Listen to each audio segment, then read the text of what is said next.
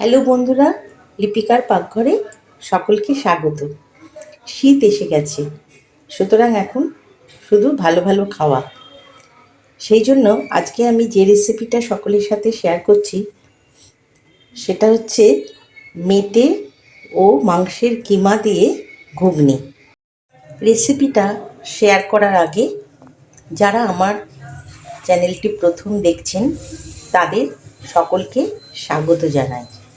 আপনারা আমাকে কমেন্টস করে জানাবেন আপনাদের এই রেসিপিটা কেমন লাগলো, আর সাবস্ক্রাইব করবেন, তাহলে আপনাদের কাছে নোটিফিকেশান সবার আগে চলে যাবে আর আমি অনেক উৎসাহ পাবো। মাংসের মেটে কিমা ঘুগনি তৈরি করার জন্য আমার লাগছে মটর সেদ্ধ করা, মাংসের কিমা আর মেটে, আলু ছোটো ছোটো করে কাটা, পেঁয়াজ আদা রসুন বাটা, তেজপাতা আর টমেটোটা আমি পুড়িয়ে নিয়েছি। প্রথমে আমি গ্যাসটা জ্বালিয়ে কড়াইটা দিলাম। কড়াইটা গরম হয়ে গেলে এর মধ্যে আমি তেল দিচ্ছি। কড়াইতে আমি তেল দিলাম, এর মধ্যে আমি 2-3টে তেজপাতাও দিয়ে দিলাম।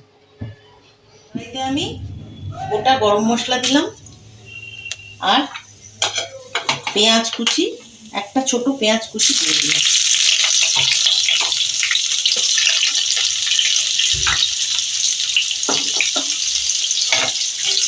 যখন পেঁয়াজটা একটু ভাজা ভাজা হবে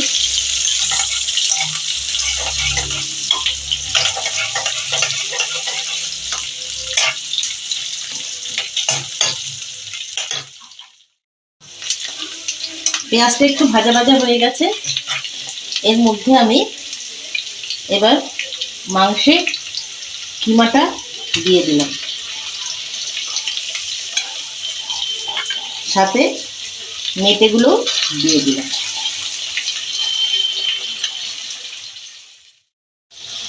এই মাংসের কিমার মেটেটা আমি 4-5 ঘন্টা আগে নুন হলুদ আর তেল দিয়ে রেখে দিয়েছিলাম।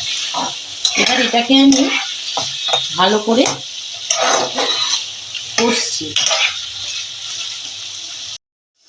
এর মধ্যে আমি টুকরো করে কাটা আলুগুলো দিয়ে দিলাম, দিয়ে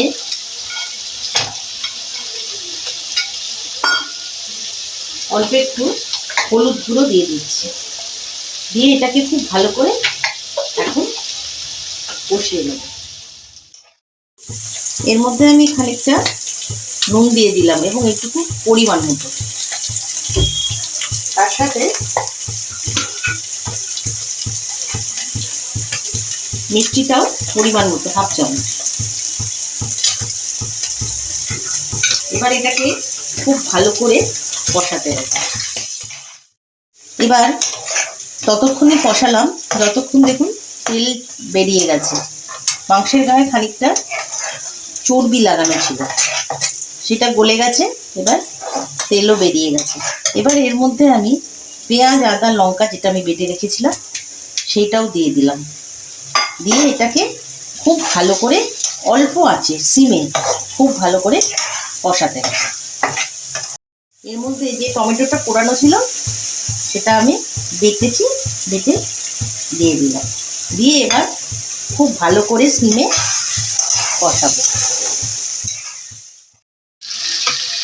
এইভাবে আমি কষিয়ে দিলাম। কষানোর পর এর থেকে তেল বেরোচ্ছে, দেখুন এবার তেল বেরোচ্ছে। এবার এর মধ্যে আমি সেদ্ধ করা মটরগুলো দিয়ে দিলাম,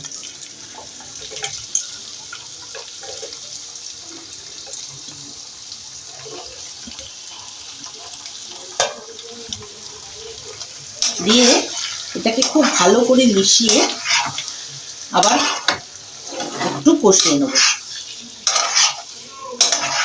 এইবার ভালো করে মিশিয়ে নিয়েছি এবং কষিয়েও নিয়েছি। এবার এর মধ্যে খানিকটা গরম জল দিয়ে দিলাম, দিয়ে ফ্লেমটা বাড়িয়ে দিলাম। দেওয়ার পর যখন জলটা খানিকটা শুকিয়ে যাবে ততক্ষণ ততক্ষণ অবধি আমাকে অপেক্ষা করতে হবে। এইভাবে খানিকটা জল টেনে নিয়েছি। এবার আমি এর মধ্যে ধনেপাতা কুচি দিলাম, 4টে কাঁচা লঙ্কা দিয়ে দিলাম, আর গরম মশলা দিয়ে ভালো করে মিশিয়ে দিলাম। দিয়ে এবার আমি ঢাকা দিয়ে 2 মিনিট রেখে দেবো। এইভাবে আমি মাটন কিমা ও মেটে ঘুগনি তৈরি করলাম। আশা করি আপনাদের ভালো লেগেছে। আর এটা লুচি পরোটার সাথে দারুণ জমে যাবে। আর প্রতিদিনের মতো আবারও বলছি, লাইক, শেয়ার, সাবস্ক্রাইব করতে নিশ্চয়ই ভুলবেন না।